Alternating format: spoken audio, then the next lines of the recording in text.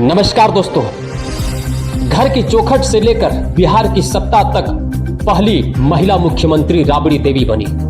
25 जुलाई 1997 को जब बिहार की पहली महिला मुख्यमंत्री शपथ ग्रहण लिया तो ये बिहार में एक चौंकाने वाला खबर था। जब पहली बार महिला मुख्यमंत्री राबड़ी देवी बनी तो विधानसभा में भाषण देने से भी डरती थी और कोई भी सरकारी कामकाज को लेकर असहज करती थी। लेकिन राबड़ी देवी ने अपना सोच बदली और धीरे धीरे बिहार को भी बदला।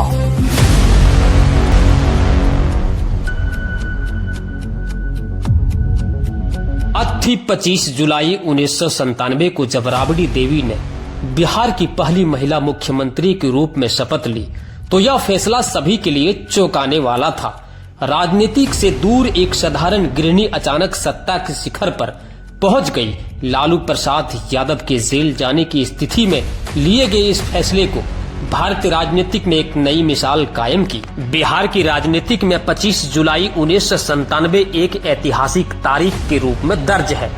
इस दिन एक साधारण गृहिणी ने देश के एक बड़े राज्य की कमान संभाली थी। नाम था राबड़ी देवी, जो लालू प्रसाद यादव की पत्नी, एक घरेलू महिला और राजनीतिक से बिल्कुल अछूत थी। लेकिन जब चारा घोटाले में लालू यादव के खिलाफ चार्जशीट दाखिल हुई और जेल जाने की नौबत आ गई तो उन्होंने एक ऐसा सियासी कदम उठाया जिसने बिहार ही नहीं पूरे देश को चौंका दिया। राबड़ी देवी को बिहार का मुख्यमंत्री बनाया गया, जो राज्य की पहली महिला मुख्यमंत्री बनी। यह निर्णय जितना अप्रत्याशित था उतना ही विवादास्पद भी। खुद राबड़ी देवी इसके लिए मानसिक रूप से तैयार नहीं थी, लेकिन राजनीतिक की अनिश्चितताएं और लालू यादव की सियासी सूझबूझ ने एक घरेलू महिला को सत्ता की सबसे ऊंची कुर्सी पर बैठा दिया। राबड़ी देवी को मुख्यमंत्री बनाने की घोषणा किसी राजनीतिक मंथन या पार्टी की आंतरिक सहमति से नहीं, बल्कि एक व्यक्ति की रणनीति जरूरत से हुई थी। लालू प्रसाद जानते थे कि अगर उन्होंने किसी अन्य नेता को मुख्यमंत्री बनाया तो सत्ता उनके हाथों से जा सकती थी, लेकिन अगर पत्नी मुख्यमंत्री बनती है तो फिर परोक्ष रूप में सत्ता की पकड़ बनाए रख सकते हैं। यही भी कुछ हुआ। शुरुआत में राबड़ी देवी की कार्यभार संभालने में काफी दिक्कत आई। वे विधानसभा में भाषण देने से बचती थी। सचिवालय जाना उन्हें असहज करता था। आलोचकों ने उन्हें रबड़ स्टंप मुख्यमंत्री कहना शुरू कर दिया। लेकिन समय के साथ उन्होंने खुद को बदला। धीरे धीरे सरकारी कामकाज, प्रशासनिक फैसले और राजनीतिक बयानबाजी के पक्ष होती गई। उन्होंने यह साबित कर दिया कि एक महिला, वह भी बिना औपचारिक राजनीतिक प्रशिक्षण के, राज्य चला सकती है। राबड़ी देवी का जन्म 1956 में बिहार के गोपालगंज जिले में हुआ था। उन्होंने 1973 में लालू प्रसाद यादव से विवाह किया। तब उनकी उम्र महज 17 वर्ष थी।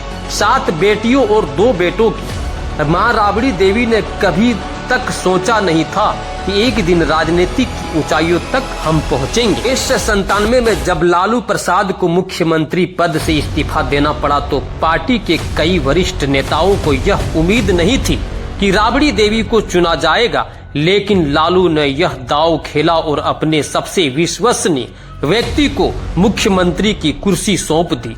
उनके करीबी नेताओं जैसे रघुवंश प्रसाद सिंह, रामचंद्र पूर्व और अब्दुल बारी सिद्दीकी ने इस फैसले को समर्थन किया, जिसने लालू की पकड़ पार्टी में बनी रही। राबड़ी देवी को हमेशा कमतर आंका गया, लेकिन 2000 के विधानसभा चुनाव में उन्होंने अपनी पार्टी को जीत दिलाई और पूरे 5 साल का कार्यकाल पूरा किया। यह उनकी राजनीतिक परिपक्वता का प्रमाण था। इस दौरान लालू प्रसाद जेल से बाहर भी आए, लेकिन उन्होंने दोबारा मुख्यमंत्री बनने की बजाय पर्दे के पीछे से राजनीति को साधने का रास्ता चुना।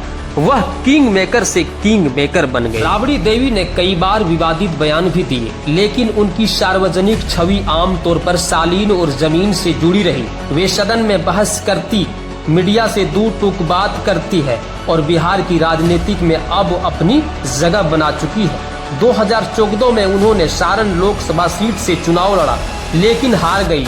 फिलहाल वे विधानसभा परिषद की सदस्य है और नेता प्रतिपक्ष के रूप में सक्रिय है। राबड़ी देवी की कहानी सिर्फ एक महिला के मुख्यमंत्री बनने की नहीं है, उस समय भारत की कहानी है जहां राजनीति अक्सर अनपेक्षित मोड़ लेती है।